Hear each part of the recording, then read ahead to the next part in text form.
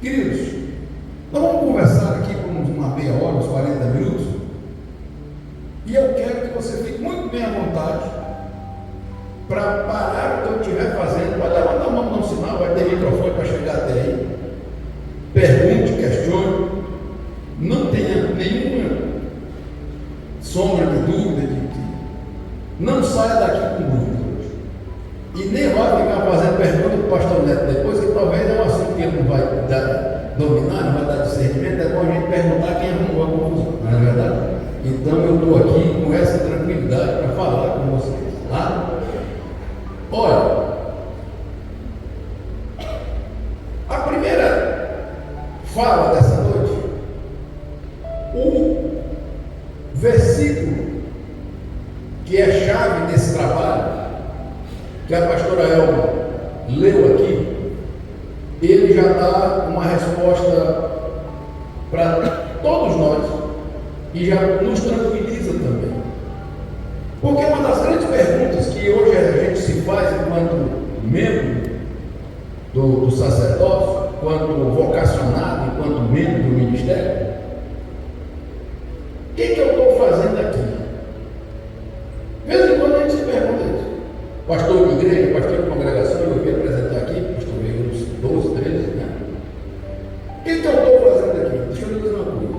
Não foi você que escolheu. Foi Deus que me escolheu, me nomeou para você ir e dar fruto. Certo? Para você ir e dar fruto. Não é para ficar fazendo hora, não, para dar fruto. A fim de que você possa ter condição de orar e receber alguma coisa. Já está na Bíblia. Que se eu estivesse aqui para dizer isso, seria assim uma coisa absurda. Mas lê a Bíblia. Está escrito aí, eu só estou repetindo. Você, não foi você que escolheu, foi ele, o dono da obra, que é dono de... Quem é aqui que é filho de Deus? Deus é dono de você. Quem é? É porque a gente tem um negócio de falar as coisas e parece que não está ouvindo o que está dizendo. Vocês sabem qual é o significado da palavra servo? Escravo. Servo e salvo. E você não está aqui por acaso, não. Você foi comprado. Quantos aqui foram comprados pelo sangue de Jesus? Olha, quem foi comprado esse governo? Não. Então não foi você. Foi o dono, ele que chamou. É porque a gente ouve a palavra, prega a palavra, canta e parece que não está prestando atenção no que está falando. Quem se lembra daquele hino que dizia: Tu me compraste sobre a cruz, rege-me tudo, meu Jesus. É só que não está prestando atenção. Sabe o que você está dizendo? Eu não me governo, eu fui vendido, eu fui comprado. E quem comprou manda, sim ou não? Estamos respondidos? Estamos combinados? Então, nossas famílias, as famílias dos obreiros, estão correndo um grande perigo. E nós precisamos parar para ver formas de proteger nossas famílias.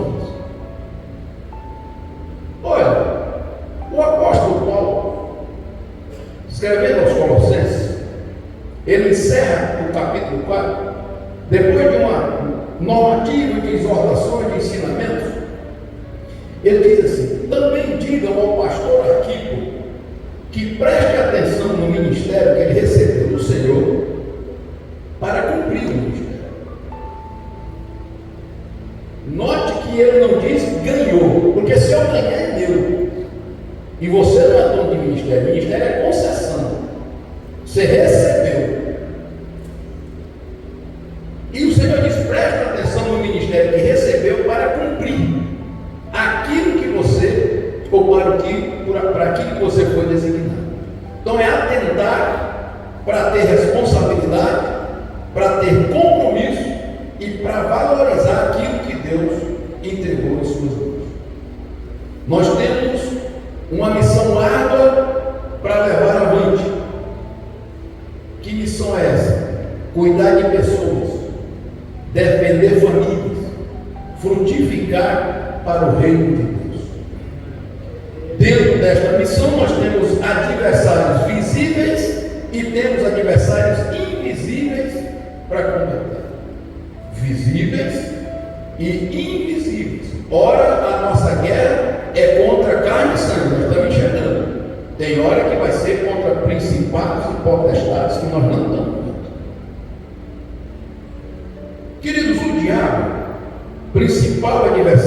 igreja e da família, ele sabe o que um casal unido, uma família sólida, dificulta muito a missão.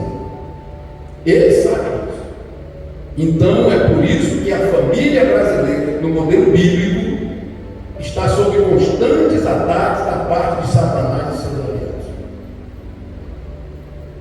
Divórcio é ruim em qualquer circunstância. O término, o fim abrupto de uma família é um absurdo em qualquer circunstância. Mas quando se trata de um obreiro, de um pastor, ou quem está na frente de um trabalho, é uma das maiores vitórias do inferno, uma das maiores vitórias do diabo de Satanás. Então, nós precisamos entender que a televisão brasileira é inimigo da família, inimigo do casamento. Precisamos entender que as redes sociais são regidas por pessoas que estão trabalhando contra a família e contra o casamento. Então a família precisa ser protegida por quem cuida dela, por quem conhece e sabe quem fez e para que fez. A família de Satanás está sendo erguida sobre bases imorais de desconstrução dos nossos valores. Hoje, só a título de informação, já tem no Brasil reconhecido 9 modelos de família, 9. E já são maioria, pelo último censo, já são 51% das famílias brasileiras nos modelos antibíblicos. Chama esse colega que está do lado aí e fala para ele, não, outra coisa que bora cuidar das nossas famílias? Bora cuidar? Bora cuidar. Queridos, vamos lá. A igreja é a última trincheira da família. É a última trincheira da família, né? Você só está vendo falar em noivado, projeto de casamento, no modelo bíblico, só dentro da igreja. Aquela notícia que a gente ouve assim, Coutinho, o filho chegar perto do pai e dizer assim, pai, eu estou namorando, que tem gente que tomava aquele susto, porque o menino estava muito novo, ou a menina. Agora a primeira pergunta que a gente faz é com o filho homem, minha filha com uma mulher ou é com outro homem? Se ele disser uma mulher, já está bom demais, já está no lucro. Essa é a sociedade que nós estamos vivendo. E os obreiros, os casais precisam se dedicar mais às suas famílias, atentando para os detalhes. Detalhes, o nosso Deus é Deus de detalhes. E tudo que Deus faz, você precisa observar os detalhes. Porque, vejam só, cuidar da família, proteger a família, o casamento, que é a base da igreja, depende de cuidados, em detalhes. E Paulo foi enfático ensinando isso a Timóteo. Quem não cuida dos seus, vírgula, para não deixar dúvida. Quem são os seus? Principalmente da sua família, outra vírgula, negou a fé, e não é igual não é pior do que o infiel. Então não adianta vir com história de plantar bananeira e reteté, não sei o que, fazer confusão em culto.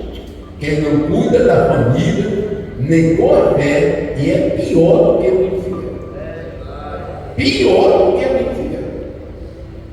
Queridos, nós estamos vivendo uma nação que a maior vergonha que eu acho, como pastor, como advogado, é precisar colocar na Constituição brasileira, Constituição, a Carta Magna do país, artigo 229 e artigo 230, está dizendo assim: os pais têm o dever de assistir, criar e educar os filhos menores, e os filhos maiores têm o dever de ajudar e amparar os pais da velhice, na carência e na enfermidade. Você sabe o que é que nós temos que escrever na lei maior do país? Que o pai tem que cuidar dos filhos e que o filho tem que cuidar do pai. Se cumpríssemos apenas e tão somente o versículo 8 do capítulo 5 da primeira carta de Paulo a Timóteo, talvez resolver o problema. Precisava estar escrito em lugar nenhum mais. Agora nós temos que estar organizados e preocupados, Porque existe um ataque legalizado, orquestrado contra a família no modelo bíblico. E eles estão atuando no inferno e estão atuando aqui na terra. Base ideológica, política disso tudo, a origem disso tudo. Foro de São Paulo.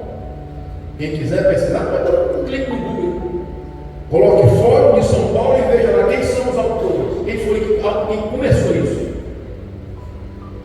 Está datado lá de 4 de julho, agora em 4 de julho. Começou lá em 1990 e agora em 2025 está fazendo 35 anos que esse movimento foi orquestrado, organizado e tem autor, está no mundo. É só pegar.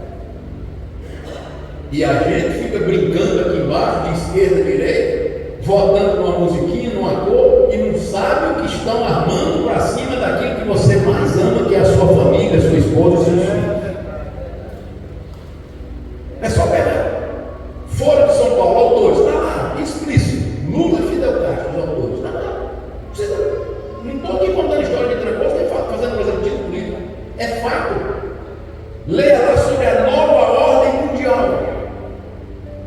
Porque o Foro de São Paulo é a organização dos partidos de esquerda da América Latina e do Caribe.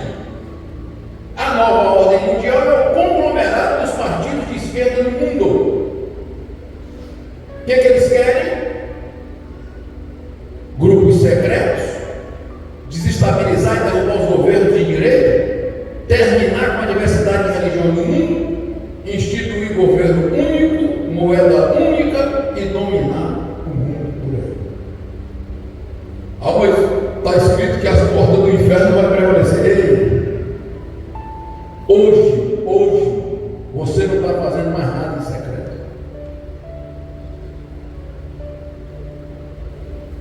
Você sabia que nós estamos vivendo uma geração que não quer mais dinheiro? Dinheiro, não. Pode chegar no banco com dinheiro que você vai ter dificuldade para depositar. O banco não quer mais dinheiro. Tudo número, tudo fictício, tudo Pix, CPF, tudo ligado, tudo interligado. Escuta, eu vou andando aqui, aí eu ligo o meu GPS e diz assim: radar reportado à frente, buraco à esquerda na pista. Tu está pensando que tu está vendo alguma coisa escura? Nós precisamos entender o que está acontecendo. E qual é a base ideológica? É o fim do capital econômico pregado por Karl Marx, por Engels. O que eles pregam? Que a família tem que ser um modelo para a história. O que eles dizem é que nós precisamos viver hoje como viver o homem da caverna. Filhos com os pais, irmãos com irmãos, os filhos são de todo mundo e ninguém de ninguém. Porque eles entendem que a família é onde começa a desigualdade social, onde escraviza as pessoas. Sabem por que isso? Porque família foi um projeto de Deus proclamado, não no jardim do Éden, para a felicidade, para a alegria, para o crescimento. Então eles não atacam sem causa, eles não atacam por acaso, eles sabem o que estão fazendo. Queridos, por que para a gente casar tem que botar nome, testemunho, pagar, correr de proclamas, o Ministério Público tem que se manifestar, e para divorciar está faltando mandar ir para o açougue. Vai ver no açougue, o açougue divorcia você. Se for para acabar, acaba tranquilo. Estão entendendo? Aí o Estado invade agora nossas famílias. Não se pode mais corrigir um menino, não pode mais botar uma criança para trabalhar, não pode mais dar um raio no menino, não pode mais. Um Estado que não cuida de saúde, nem de segurança, nem de estrada, de nada. Agora vai querer educar nossos filhos. E aí volto a repetir, parabenizar outra vez pela iniciativa de nós ministrarmos naquilo que mais importa, que são as nossas famílias, que é a base da sociedade, que é a base da igreja. Nós precisamos encarar a nossa realidade e rever nossos conceitos. Quando conversei com o pastor Neto, vai ser casal. A primeira coisa que a gente pensa é que vai vir alguém aqui falar de sexo, de algum rapaz, eu vou ficar chamando de mulher. Eu já casei doido, cego, mudo, fã. Ninguém voltou para perguntar nada no outro dia como é que eu todo mundo se virou. O problema, meu irmão, o problema é que o diabo sabe das consequências do divórcio e é por isso que ele sabe aonde deve atacar. E nós precisamos encarar isso. Chega de piadas. Queridos, quando nós começamos a ver os projetos de trabalhar os casais da igreja, coisa mais linda. Daqui a pouco virou comércio. Daqui a pouco começaram a vir os humoristas, com brincadeiras. Ora, nós estamos hoje pastoreando 4 gerações dentro do tempo. Eu estou vivendo isso em Redenção, pastoreando em Rio Maria, o Cirilo em Paudado, o Joel em Banac, o pastor Benedito em Floresta. 4 gerações. Essa geração desse século já está com 25 anos. A geração intermediária já está com 50, eu sou dela. Eu tenho uma geração depois de mim que já está nos 75. E já tem essa geração do papai que está lá nos 75, chegando para os 100. Estão no mesmo espaço. Como é que eu vou chegar aqui? Beija ela. Abraça. Que história de beijar ela, abraçar ela? Tem casal que não abraça, não beija e ama infinitamente, dá vida um pelo outro, mas aprendeu de outra forma. Eu não vou ficar aqui dando na intimidade de ninguém. Demonstre o seu amor da maneira que você acha, mas cuide da sua família. Cuide da sua família. Cuide do teu casamento. Porque Deus levantou a tua família para cuidar de outras famílias. O modelo de casamento do pastor Júnior de Deus é um, o meu conversa é outro. E se você pegar um recém-casado, é outro modelo. Ou nós vamos dar o mesmo alimento para o recém-nascido e para alguém que está com 60 anos. Eu vou dar chamarinho para o recém-nascido. Ou eu vou dar papinho, o cara que chega no serviço suado. Não. A verdade é que muitos casais estão vivendo tristeza, estão vivendo mentiras. E a igreja não está parando para falar disso. Na igreja unção, em casa solidão. Domingo na igreja são exemplos, segunda em casa é tormento.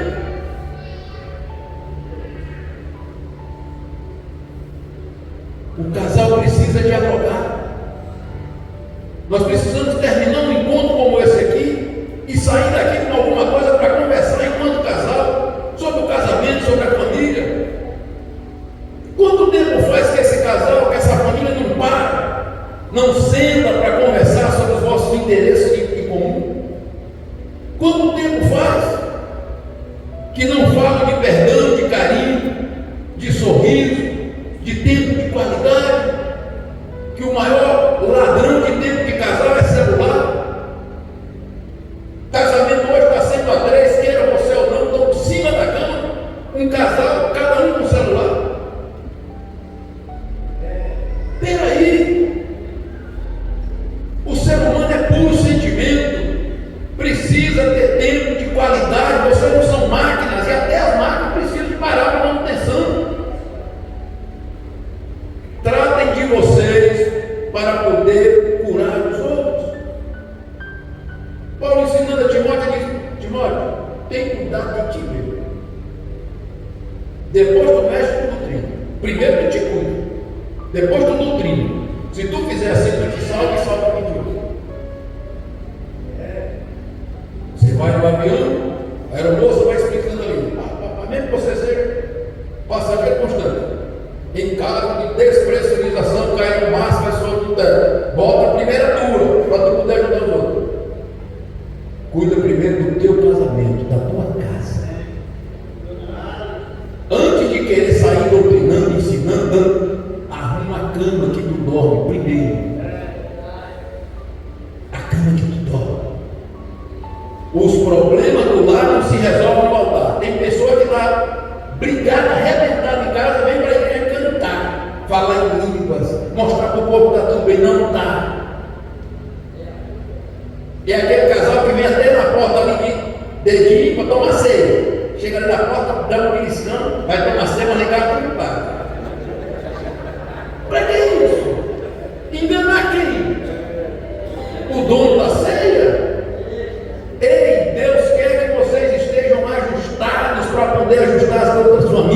poder dar exemplo,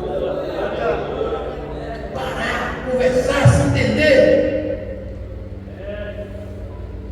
Amor, pela pedagogia de Paulo, se escreve com P.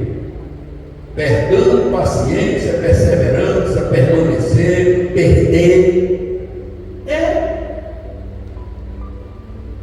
Quem é que ama o seu cônjuge? Só para me ver assim. Quem ama?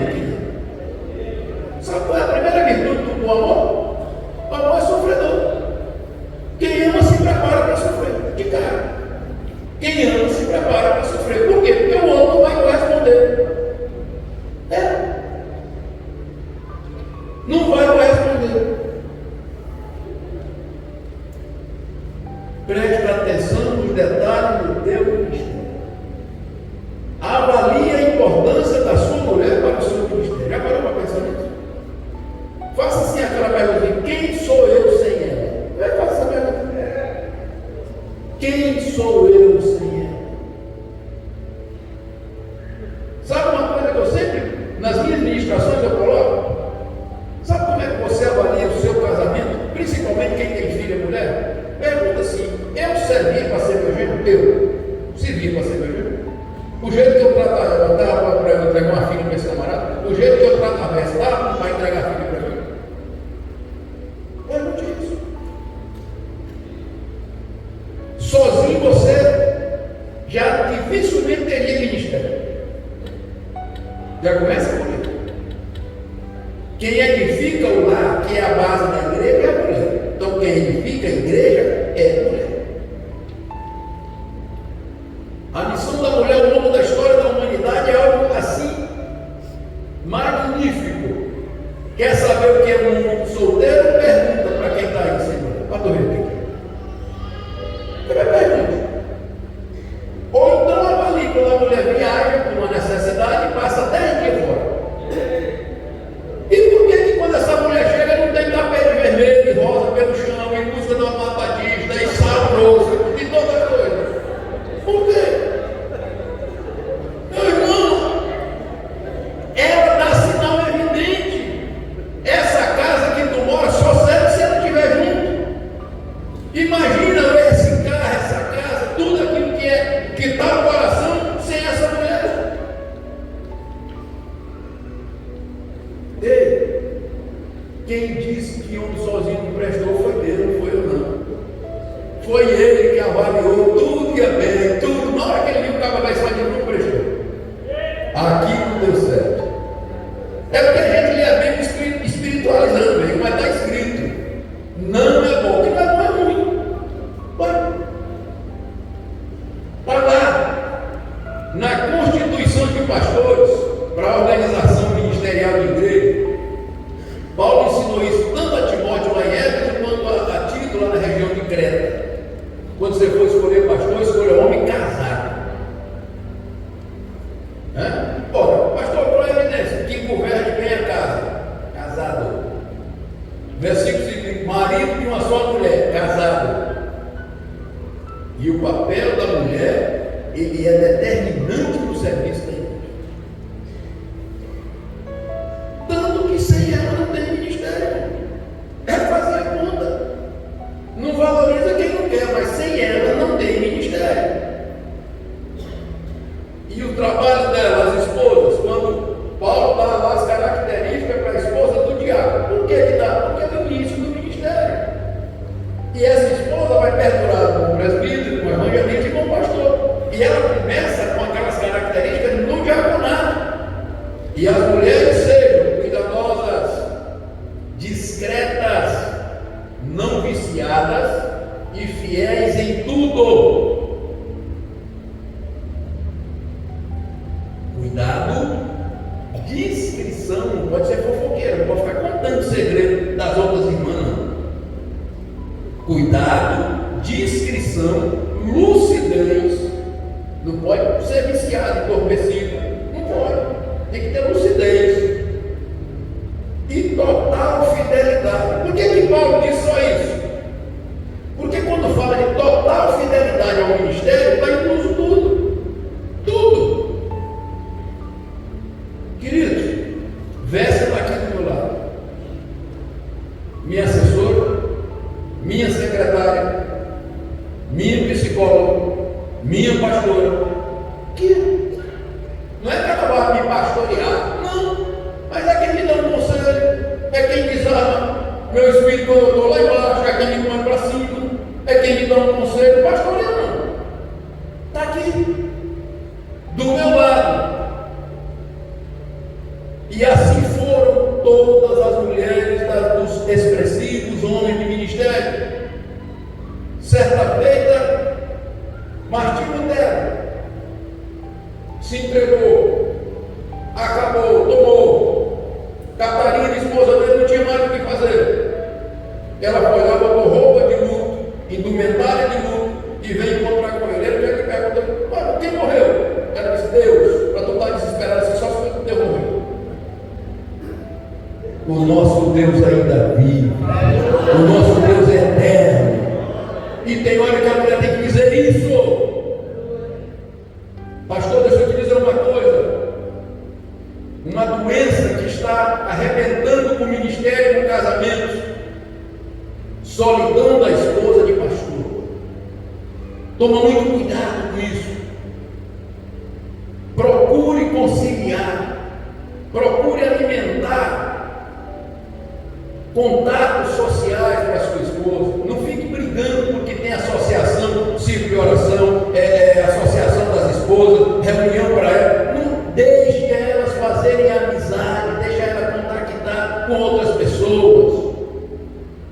Solidão de esposa de pastor. A gente é muito de ler e citar Spurgeon. Olha como é que foi o final do casamento de Spurgeon. A gente é muito de admirar Billy Graham. Ouça os críticos de Billy Graham falando sobre a família dele para você ver. Queridos, não adianta fazer sucesso, ganhar o mundo inteiro e perder a base que é a família. Não adianta.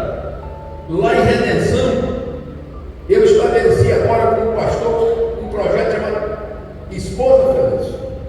Projeto Esposa Feliz. E eu abro uma reunião com meus pastores congregacionais, que então são 60, aqui eu tenho 2. Eu não abro uma sem perguntar: tua esposa está feliz? Como é que está em casa? E como é que ela vai ser feliz, pastor Jorge? Dialogando e dando liberdade, abrindo o entendimento. Eu deixei claro para os meus pastores o que é casamento. Claro. Porque nós estamos no século XXI e tem gente querendo viver no século XVII. Casamento, primeiro, para a Bíblia é missão. O que é missão? Tudo aquilo que eu tenho que levar até o final é uma missão. Casamento é missão, é para sempre.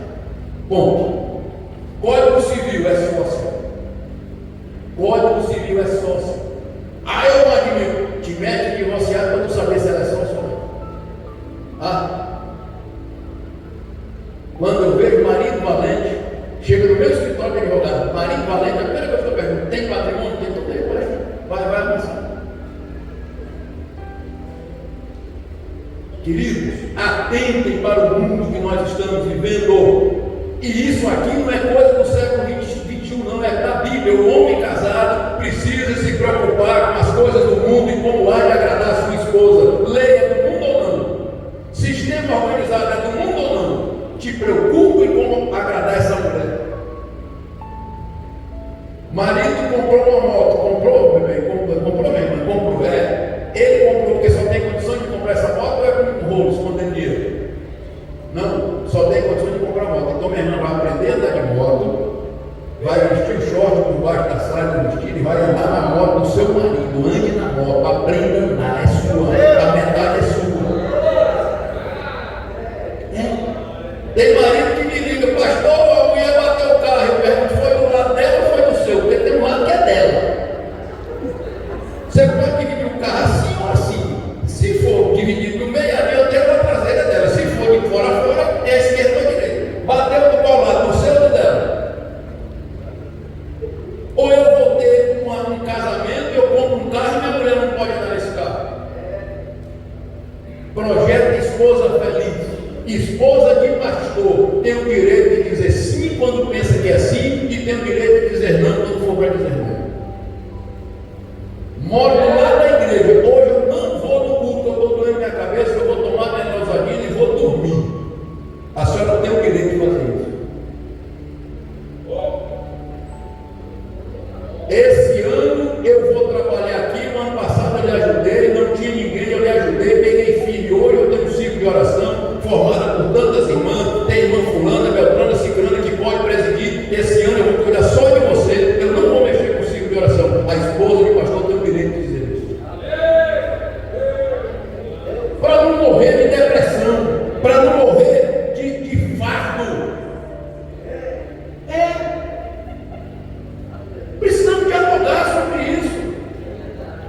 Um dia desse entrou um pastor no meu gabinete: pastor, eu me ajuda que minha mulher. O que foi, rapaz? Minha mulher surtou. O que foi, irmão? Saí para a rua, pastor, e voltou com a cabeça tosquiada, rapaz. Falei: duas notícias boas. Uma, voltou para casa, e a outra está embutida nessa, ela está viva. Do jeito que ela saiu, ela podia ter ido embora e não volta mais, podia ter metido uma corda no pescoço e não estava sem problema. Senta aqui, sentou. Aí fala com ele o psicólogo: sentou. Tem quanto tempo que tu é casado? 20 anos. Tu tirou tua esposa de perto da mãe dela quando? Não gostou logo que eu fui para o ministério, eu fui embora. Tu tem filho? Tem. Quantos netos? Tantos. Tem quanto tempo que tua esposa não visita os netos? 10 anos, 15 anos, mulher. Deixa a tua esposa viver perto da mãe dela, perto do netinho dela, deixa ela ser gente, deixa ela ser feliz. Senão ela vai embora e tu não tem mulher nunca mais. Essa vez que só arranca a cabeça e vai de conta mãe. Pastor, o pastor é gente e a mulher do pastor também é gente. Quando os senhores aqui de Rio Marinho, né, chegar e falar assim: pastor, eu quero 30 dias de férias a cada ano trabalhado, vou tirar 15 dias em junho, 15 dias em dezembro, eu vou visitar meu sogro, vou visitar meu pai, irmão, dê glória a Deus, o vice assume, a igreja anda, o pastor volta, e todo mundo com saúde, cuidando das famílias, cuidando de casa, como diz a Bíblia. Ou nós somos escravos?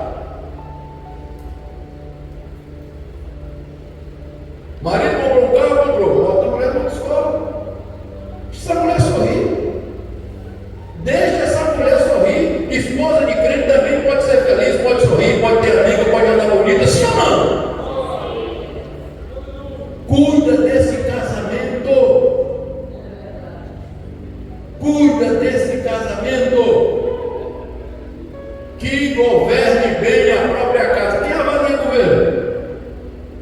Quando o governador do estado quer saber se está por ruim, pergunta quem? Os governados. Faz pesquisa dentro de casa, vê como é que está o governo. Faz pesquisa com a esposa, com o menino, com o menino. Ou está pensando que governar a casa é bater a mão na mesa e pá, aqui quem manda é eu. Ditadura acabou o tempo inteiro. O bom governo envolve segurança, provisão, direção, mas também envolve relacionamento humano e vida íntima. Relacionamento é comportamento diário. E o comportamento diário de muitos obreiros é o que está acabando com o casamento dele.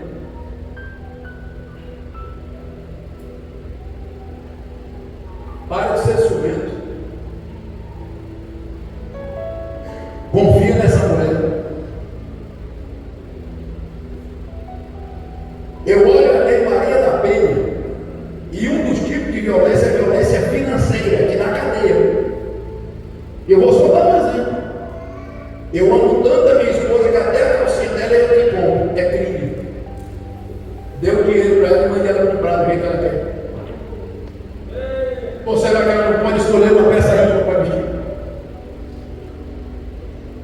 Para de ciúme.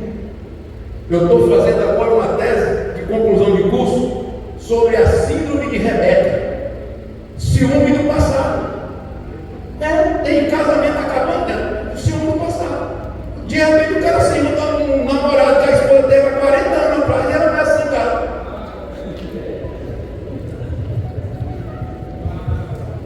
Para com isso.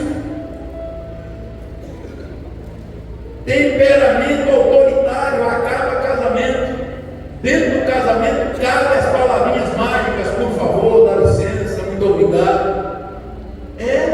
Eu tenho por mania, eu não saio da mesa sem dizer assim: muito obrigado. Muito obrigado. Ah, mas quem põe o arroz ou o feijão dentro de casa sou eu. Experimenta comer por um dia, chegar no serviço. Experimenta.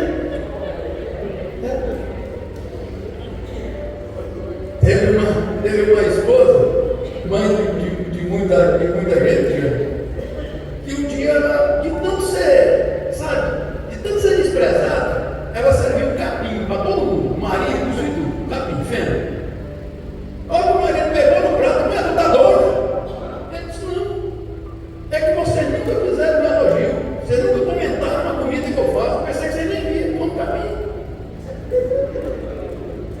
Meu bem, muito obrigado. Muito obrigado por me permitir sorrir para outras pessoas, sorriso que é só seu. Abraçar pessoas com um abraço que é só seu. Dar atenção para os filhos dos outros, quero uma atenção que não é só para os nossos filhos. Mas eu me prometo, se Deus me der vida e saúde, eu tirar tempo para me te dar todos os abraços, todos os beijos, todos os sorrisos que eu estou te dando. Muito obrigado, viu? Deus te abençoe. Queridos, nós precisamos entender que as nossas mulheres têm sonhos, têm projetos. E ela não tem outro marido e nem pode ter. Os nossos filhos, eles têm o direito de sonhar. Quem disse que o filho do pastor não pode ser médico? Quem disse que ele não pode ser advogado? Quem disse que ele não pode ser um empresário de sucesso? Tire tempo, coloque seus filhos no colo, converse com ele, alimente os sonhos, ore por eles. Queridos, a gente tem tempo para os filhos de todo mundo, só não tem tempo para os filhos da gente. Nós precisamos entender qual é o nosso papel, mas a nossa primeira igreja é a nossa casa. Tanto que Paulo diz, para ser pastor da igreja, tem que ser primeiro pastor de casa e tem que governar bem a casa para poder ir para a igreja. Nós precisamos entender isso. Homem inteligente, ele busca conhecer minimamente o que é o sexo oposto, porque Paulo ensina isso. Eu queria que eu fosse casado, Paulo, que ele fosse igual eu, não tinha essa preocupação. Mas quem é casado tem que se preocupar com as coisas do mundo, como há que agradar a esposa. Tem gente que casa, a missão é eterna, porque casamento é só um, para a vida toda, sem conhecer nem casamento e nem o sexo oposto. O homem casa sem saber o que é casamento e nem o que é a mulher. E a mulher casa sem saber o que é casamento e o que é homem.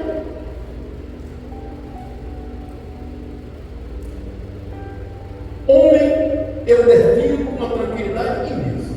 Eu só não concordo com Charles Darwin, porque Darwin disse que não veio do gorila, né, do macaco que é grandão. Eu não concordo. Eu acho que ele veio do macaco prego, aquele que anda sempre animado. Homem. E pode ser homem de Deus, pode ser o que for. É homem. E mulher? O rei Salomão, eu gosto muito de reverenciar Salomão, porque Salomão teve 1000 mulheres e deve ter uma experiência assim. Mil. E ele coloca assim, no mês, a mulher como sendo bomba minha, amada minha, imaculada minha, irmã minha. No mês, é irmã, é bomba, é imaculada e é amada. O homem não conhece isso. Quando a mulher é irmã, ele arruma confusão. Ela entra na fase de bombarisca na TPM, ele quer pegar, bomba só com marapuca, não é assim não, tem que saber pegar. Aí ele se zanga. Ela entra na fase de amada, só que ele está zangado. Quando ele passa a zanga, bate de novo para imaculado. E assim roda vez, entra ano e sai ano, e ele não sabe mexer com o funcionamento. Quando a gente é inteligente, conhece o cheiro. Você chega perto, tem o cheiro, você já sabe o que está acontecendo. Aprenda, pelo amor de Deus, pelo menos isso. As 4 fases da lua, as 4 fases do mês da sua mulher, aprenda isso. Elas sinalizam. Isso é do humor, isso aqui é de hormônio, é fácil de perceber. Estude sobre. Um camarada com vida sexual irregular é um fracasso. Por que isso? Porque a Bíblia diz. E o que é vida sexual irregular? Não, ela se dá na forma. Sexo forçado é estupro é crime. Ela se dá na frequência, e não tem frequência em manual e fabricante. Quem acha a frequência é vocês dois conversando. E ela é irregular, e ele é irregular na qualidade. Tem marido que não respeita nem uma esposa doente. E é preciso parar para entender isso. Porque a Bíblia diz que os injustos não entram no céu. E sexo injusto é injustiça. Situação desse camarada vai muito além. Porque ele é um devedor. E a Bíblia diz que tem que governar bem. O mau governo, quando ele está devendo, tudo está quebrado. E a Bíblia é clara: pague a mulher devida pela pague. Pague. Quem paga é quem deve. Ele é um elemento sem graça. Pegue a língua portuguesa e diga assim: ó, sem graça é um desgraçado. Porque sem cabo é descapado. Sem graça, desgraçado. Sem grama, desgramado. É assim. E por que ele é um desgraçado? Porque Pedro, ensinando sobre vida sexual, ele diz assim: que orgasmo é a graça da vida. Se ele está sem isso, ele está sem graça. E aí, onde arrebenta mais ainda, Deus não ouve a oração de quem está desse jeito. E ele, Pedro, 1 Pedro 3,7: igualmente vós maridos, sejam sábios no convívio com suas mulheres, ou coabitai com ela com entendimento, dando honra à mulher como vaso mais frágil, como sendo ela co-herdeira convosco da graça da vida. Bom, para que não sejam impedidas as vossas orações. Queridos, esse negócio aqui é tão mais profundo do que você possa imaginar. E nós vamos ter tempo para isso. Pastor, precisa. Obreiro, precisa. 3 coisas, eu já vou para o final. Temor de Deus, responsabilidade no casamento e inteligência no casamento. Temor de Deus. Divórcio e traição não é para passar pelo pensamento de um outro. Aliás, isso aqui dá até um casal que usa essa palavra dentro de casa, deixe ela fora hoje, em nome de Jesus. Nem fale essa palavra de divórcio dentro de casa. Segundo, o pastor precisa ter responsabilidade. Você se casou voluntariamente e debaixo de um juramento. Então, trair nunca foi remédio para nenhum relacionamento. Terceiro, precisa ser inteligente. Porque divórcio e traição é igual a permissão total. E separação, divórcio, o lugar que dá menos prejuízo é no patrimônio, que é só 50%. Patrimônio, tem gente que morre por causa do patrimônio, é o menor prejuízo, é só 50%. No emocional vai para 100%. 100%. Quer ver? Olha aí fora a vida de quem está passando na rua, vendo a esposa num boteco, aí a mulher num boteco, sentada com outro cara e o menino dele no colo do outro, chamando o outro de pai. Tu imagina uma situação dessa. Imagina isso. Então, 50% de patrimônio, 100% do emocional. Porque emocional lá embaixo. E ministério é 200%, porque a tua mulher é 200% do teu ministério. E não invente